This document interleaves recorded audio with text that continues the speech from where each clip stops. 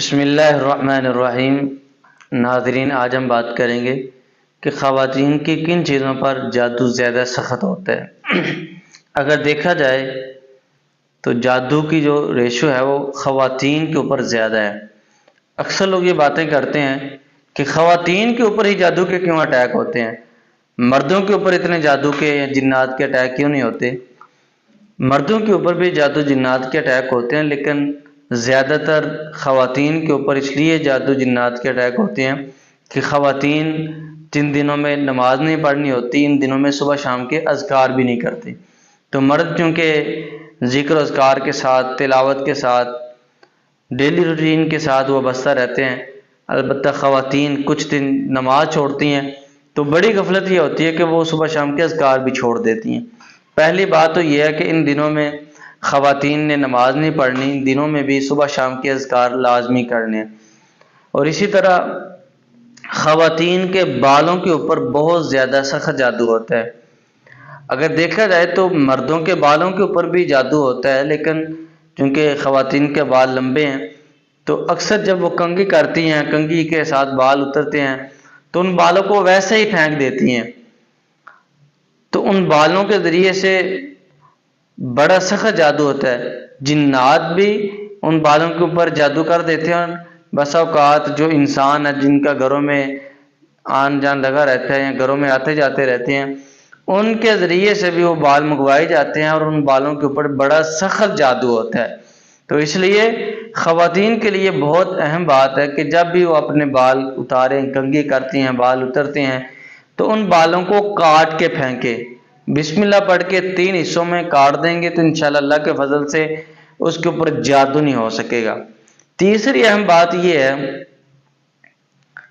کہ خواتین اپنے یوز کپڑے جو ایام کے دنوں میں پہنتی ہیں، اکثر خواتین ان کپڑوں کو ویسے ہی پھینک دیتی ہیں،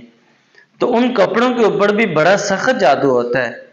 جب اس طرح کا جادو ہوتا ہے ان کپڑوں کے اوپر تو اکثر اوقات پھر خواتین خواب کے اندر گندگی دیکھتی ہیں، کبھی واش روم دیکھتی ہیں، کبھی اپنے آپ کو گندے پانی میں دیکھتی ہیں، تو یہ اس طرح کے خواب آتے رہتے ہیں۔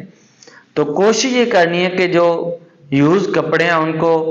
یا تو جلا دیں، اگر پھینکنے بھی ہے تو واش کر کے گندگی سے تو اچھی طرح صاف کر کے پھر ان کو رکھیں۔ اور اسی طرح خواتین جب کپڑے اتارتی ہیں تو واش روم میں لٹکے رہتے ہیں، مردوں کے کپڑے بھی واش روم میں لٹکے رہتے ہیں، تو ایک روٹین بنی ہوتی ہے گھر میں کہ ان کپڑوں کو 1 ہفتے کے بعد یا 15 دن کے بعد واش کریں گے۔ تو جب تک ان کپڑوں میں گندگی رہے گی ان کپڑوں کے ذریعے سے بھی جادو ہو سکتا ہے، اور یہ بڑا سخت جادو ہوتا ہے۔ اور تیسرے نمبر پہ اکثر خواتین شادی پہ جاتی ہیں یا کسی فنکشن میں جاتی ہیں تو وہاں پہ خواتین کی تصویر لے لی جاتی ہے، اور ان تصویروں کے اوپر بھی بڑا سخت جادو ہوتا ہے۔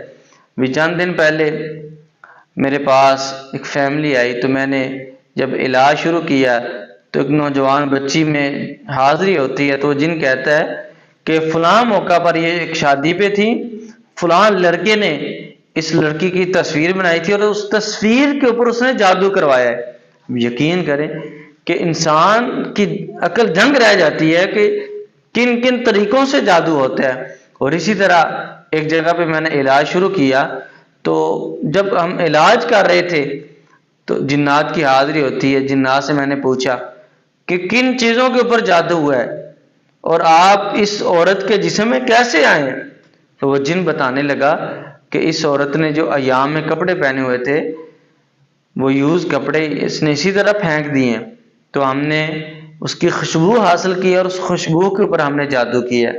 تو یہ 4-5 چیزیں جو میں نے بتائی ہیں آپ کے سامنے رکھی ہیں، اگر ان چیزوں کو فالو کیا جائے، ایک تو اپنی تصویر بلا وجہ کسی کو نہ دیں، دوسرے نمبر پہ اپنے کپڑوں کو صاف کر کے رکھیں، واش کر کے رکھیں، صفائی کر کے رکھیں، اور اسی طرح تیسرے نمبر پہ جن دنوں میں نماز نہیں پڑھنی ان دنوں میں بھی آپ نے صبح شام کے اذکار لازمی کرنے ہیں۔ اور اسی طرح چوتھی بات یہ ہے کہ جب بھی آپ کنگھی کریں جو بال اترتے ہیں ان بالوں کو بسم اللہ پڑھ کے کاٹتے ہیں 3-4 حصوں میں تو انشاءاللہ ان کے اوپر بھی جادو نہیں ہو سکتا۔